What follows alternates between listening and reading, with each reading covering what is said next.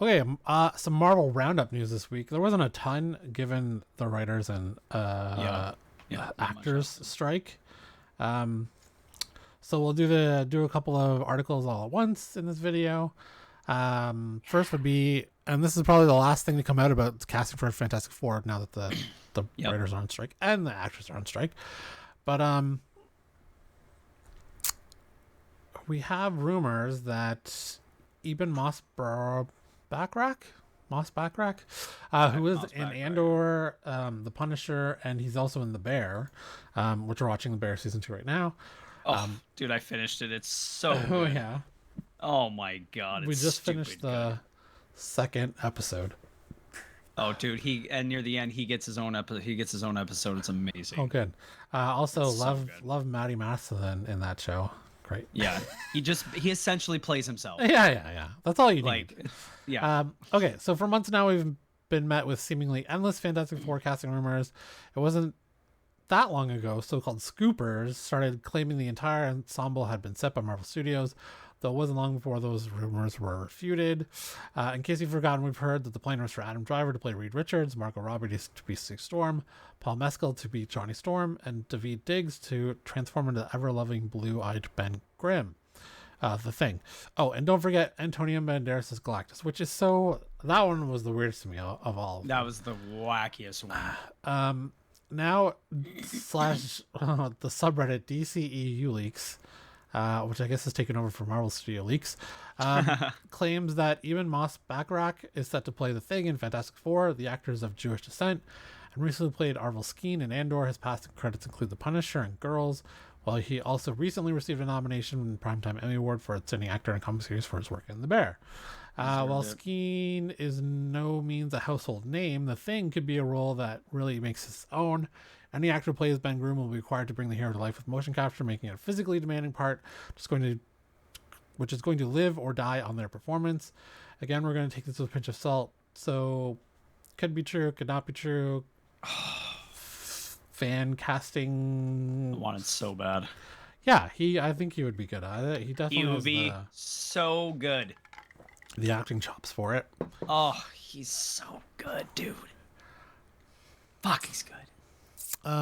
So as we all expected, Deadpool 3 has been halted, as production has been halted, as we see another awesome shot of the Wolverine suit.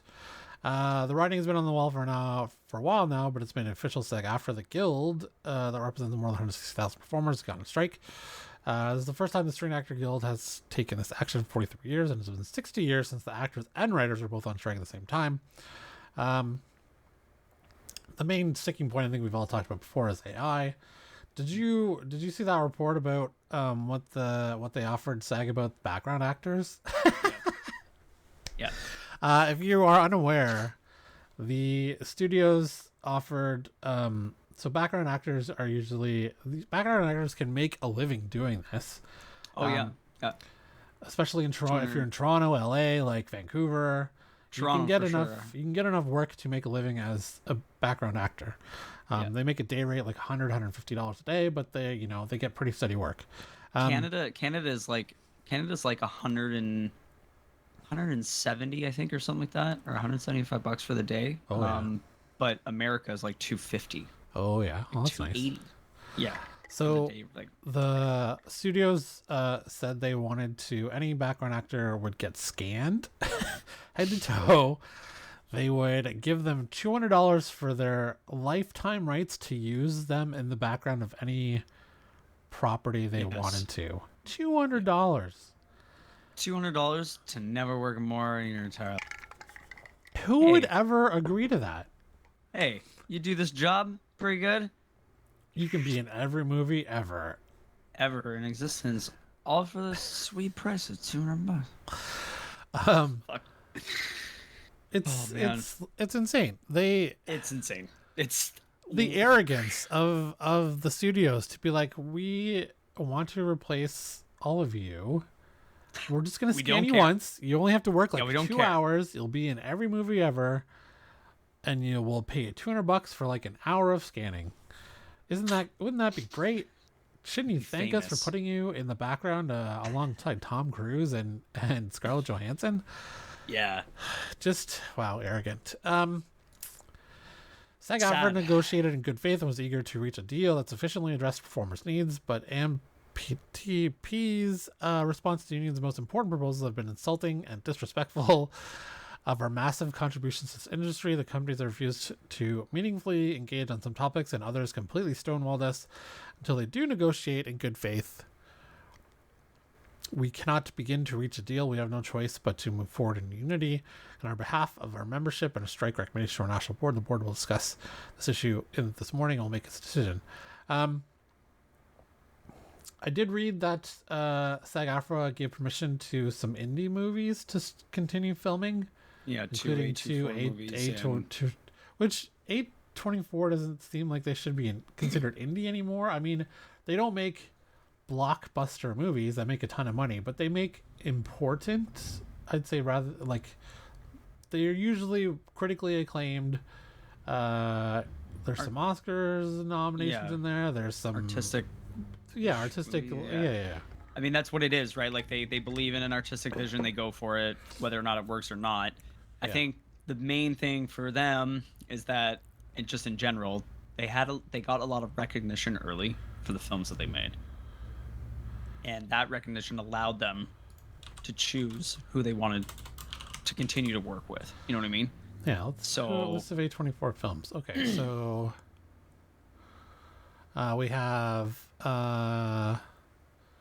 Spring Breakers, which is a cult hit. Yeah, that was I would say that was the first big one for them. Was that one, which I actually went and saw at the TIFF Lightbox when it came out. Oh yeah, which is crazy. Yeah. Enemy, I know. Locke with Tom Hardy, it was pretty good. Even under the skin was a good one. Is that with Scarlett Johansson? I believe so. Yeah. The other ones, Tusk. Oh, they did Tusk. They did Tusk, yeah. Which is hilarious. Yeah. Yeah. Most Violent Year. Yeah. Ex Machina with Alex Garland. And I think that's kind of obviously where it started to pick up. Because after Ex Machina, right? Like that got recognized for and Slow West. A bunch of awards. Slow West is pretty good too. Right. Room with Captain Marvel. Brie Larson. Yeah. That got nominated, I believe. The Witch, Robert Eggers. Yep. Remember, I never watched Green Room. I didn't finish it, but I heard it was very good. A lot of people love Swiss Army Man. I heard The Lobster was really decent, but I never got a chance. Swiss Army Man was amazing. Fucking amazing. Paul Dano is a dude. He's so good. Moonlight won an Academy Award, I believe. Yeah, it was also beautiful. Yeah. It was, oh my god. Let's see. Florida Project won an Academy Award. Oh Lady yeah, right. Bird was also nominated. Lady Bird was the Florida Project was also a fucking work of art. Like it was. I finished watching it and I just sat there and I was like, this is real life. Like how am I not experiencing this? Anyway, sorry. Hereditary, Ari Aster. Yeah, and I think obviously that's when, then everybody knew. Yeah. Everybody knew who Eighth A24 Grade, was. Bo Burnham. A lot of people talk about Prayer Before Dawn. I haven't got around to watching it. I haven't watched it either. They've done a fuck ton of movies, man.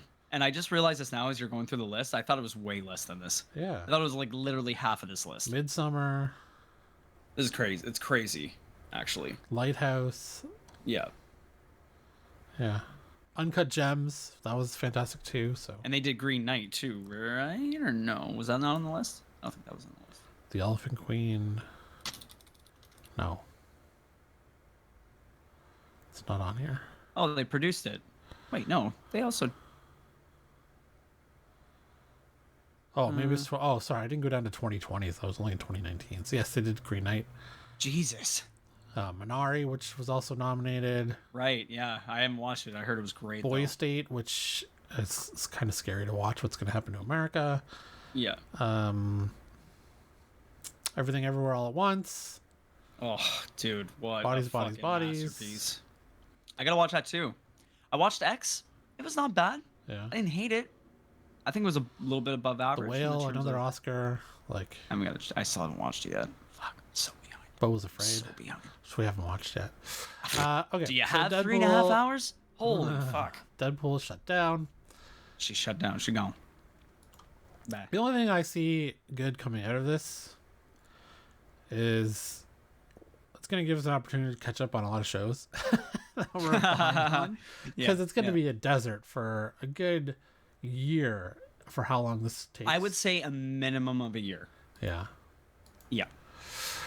Okay, so in another video we talked about Bob Iger cutting back on Marvel Plus, Disney Plus Marvel shows. Yes. We have news of the next special presentation, which could be the last one, given Bob Iger's cuts. When Bob Chapek was calling shots at Disney, his plan appeared to be fill the company's streaming service with as much content as possible. That goes the same way in explaining what many fans feel is Marvel Studios' shift to quantity over quality, though their special presentations were met with widespread acclaim. Yes. Werewolf by Night, which was awesome, was truly something different for the MCU, while Guardians of the Galaxy Holiday Special was an undeniable delight. Yes, I loved that as well. Yes. Yep. Unfortunately, it sounds like Disney Plus' recent financial issues and loss of subscribers, the streaming platform bubble has well and truly burst. Means that these are no longer set to be a regular occurrence on the platform to flesh out the wider MCU. That may sound like a missed opportunity, but one-off 45-minute specials may not be a big enough draw to given how much they cost.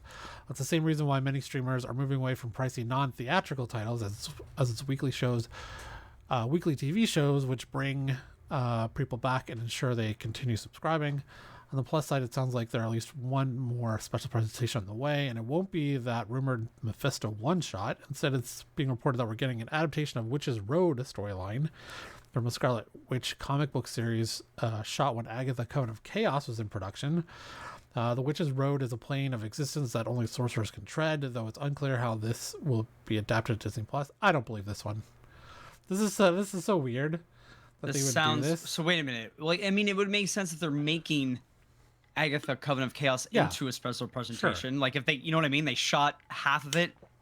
Yeah. They can't finish it. They're like, okay, yeah. An hour and a half instead of a 45-minute. And easy peasy. Yeah, but I don't believe that they would do just a straight Scarlet Witch thing. Yeah, like another no. Yeah. No. We say no. No. Yeah. We say nay. Okay, last thing for Marvel news this week. The Marvel star Iman Vellani is writing a new Miss Marvel comic. Reports of Kamala Khan's death have been greatly exaggerated. The superhero known as Miss Marvel valiantly sacrificed her life to save the universe earlier this year at Amazing Spider-Man 26, and was celebrated by her friends, family, and fellow superheroes in this week's special issue Fallen Friend, The Death of Miss Marvel, which I just picked up today when I got my pull box. But as we all know, death is rarely permanent in superhero comics, and Kamala is no exception. She'll soon be back on the stands, and that's not even the biggest news. Iman Vellani, the actor who plays Kamala in the MCU, is continuing on the big stream with the Marvels later this year. Will co-write the new comic alongside Miss Marvel TV writer Sabir Prasada. Carlos Gomez and Adam Gorham will handle the art, and Sarah Pacelli will provide the main covers. This was way scarier than joining the MCU for me. Vellani tells EW those projects feel like they live in their own dimension, so I guess I can separate myself easier. But you can hold a comic book. I've never written anything before in my life, in my entire life, but I've read many comics. So I just wrote what I wanted to read. I was given a very professional tool to write what is essentially my own fan fiction. I'm fine with this. She's a huge fan of comics. She's a huge fan of Ms. Marvel. She plays Ms. Marvel. Apparently, she has already admitted to arguing with fans on Reddit all the time about Marvel comics. Yeah, let's see what she can do. I'm on board for this. I'm also on board. I think it was an ingenious move by Marvel Comics. I think this is fucking such a good idea. Because I think what happened was they saw the weird backlash that James Gunn got when he was like, it doesn't matter if it's cartoons or movies or TV shows. People are going to play the same character. It's going to be... And everyone was like, how the fuck is that going to happen? How the fuck are you going to do that? Like, it's almost next to impossible. And then, I feel like this one is like that nice median where it's like, you know, she loves the comics, she loves the character, she reiterated that when she got hired to play the character, and after she got, you know, pretty much, I would say that she got pretty rave reviews playing the character in the show, despite, you know, a couple of hardships with the show itself. They're going to continue with her, and they're going to have her in this universe for a while. I would consider this foreseeable future. Like, can we not say that by the time she becomes a young adult, which is like, I don't know how old she is now, because I know she's still a kid, I think, like 17 years old, or is she like is she like 19 or 20 now? Right back to the I love that. She's got to be late teens, early 20s. She's 20. She just turned 20 in August. Jesus. So she's gonna be 21 next month. So by the time that the the Marvels come out, right? Like minimum 10 years, I would say, to the point where she, I don't know, you could see her being on like New Avengers or something. Yeah, like I know they were. She will probably take the lead at some point, whether it's Young Avengers or. Sorry, I was gonna say Young Avengers, but at that point, right, like. Well, I guess Young Avengers still constitutes like pretty young heroes, right? Like under the age of. Well, Kate Bishop's gonna be Young Avenger. She'll be Young Avenger. Maybe Miles Morales, depending how they introduce. Well, I guess they'd have to have a deal with Sony. Let's not get crazy. Yeah, let's not get crazy here.